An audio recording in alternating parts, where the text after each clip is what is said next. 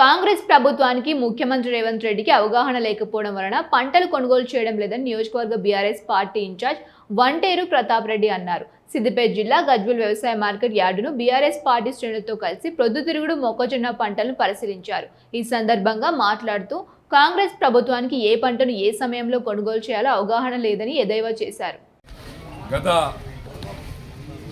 నెల రోజులుగా మేజ్ కానీ సన్ఫ్లవర్ కానీ ఎక్కడ కూడా కొనుగోలు చేసినటువంటి దాఖలాలు లేవు. ప్రభుత్వం నిమ్మకు నీరెత్తినట్లుండి గౌరవ ముఖ్యమంత్రి రేవంత్ రెడ్డి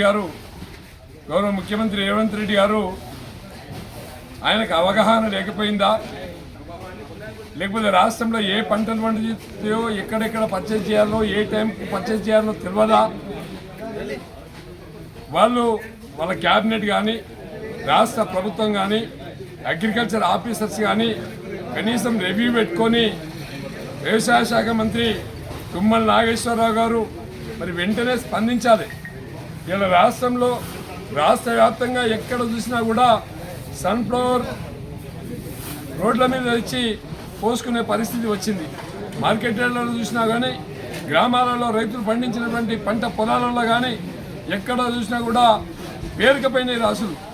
మరి ప్రభుత్వం వెంటనే స్పందించి ఈ సన్ఫ్లవర్ ఏదైతే ఉందో దాన్ని ప్రతి గింజ కూడా పర్చేజ్ చేయాల్సినటువంటి అవసరం ఉంది. మొన్న మేజ్ కూడా పర్చేజ్ చేయలేదు. ఏ రోడ్ల మీద చూసినా మేజ్ కనిపిస్తున్నాయి.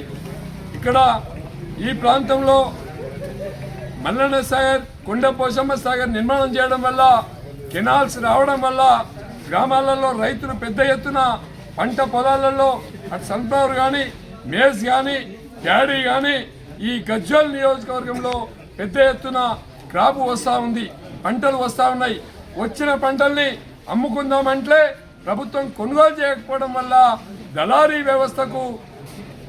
వ్యవస్థకు వెన్నుదన్నుగా ఇప్పుడున్నటువంటి కాంగ్రెస్ ప్రభుత్వం కుమ్మక్కైపై దళారీతో కొనిపిస్తూ ఉన్నారు.